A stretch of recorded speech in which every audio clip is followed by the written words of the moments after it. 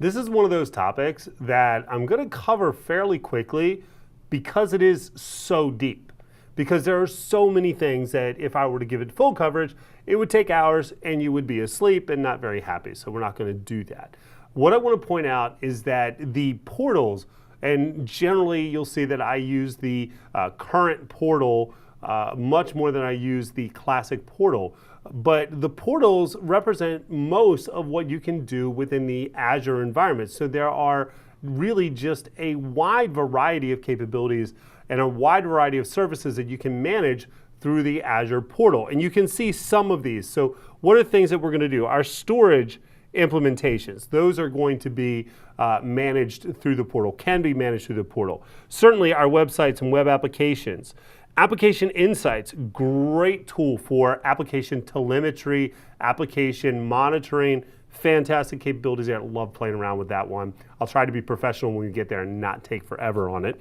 All right, but that's a capability for monitoring SQL databases, talked about that, Azure SQL databases, capabilities there. And then your lower level infrastructure capabilities, virtual machines, virtual networks, so many more things that you have, capabilities that you have to manage through the portals. And these portals change on almost a weekly basis, particularly the current portal. You are seeing new things added to the Azure environment. As those new things are added to the Azure environment, they're going to make their way into the portal.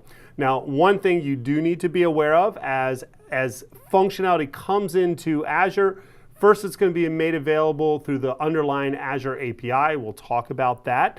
Then it's going to be typically made available through the command line utilities, PowerShell, or the cross-platform client tools.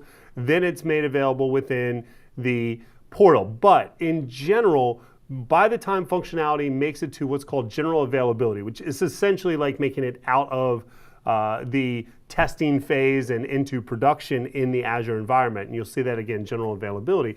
Most things that are in general availability, by the time they're there, they've been in the portal for some time.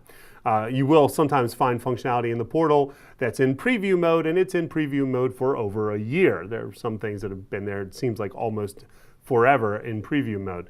But in any case, this functionality and all of this functionality, or almost all the functionality that is available within the Azure environment is available within the portal. And so one of the things I recommend that you do as a developer is to periodically just go into the portal, look through the portal, see what's there, because there's probably going to be new stuff that you weren't aware of, and look at it and say, is there a way that I can make my development process easier by using something that's now available in Azure that I found through the portal?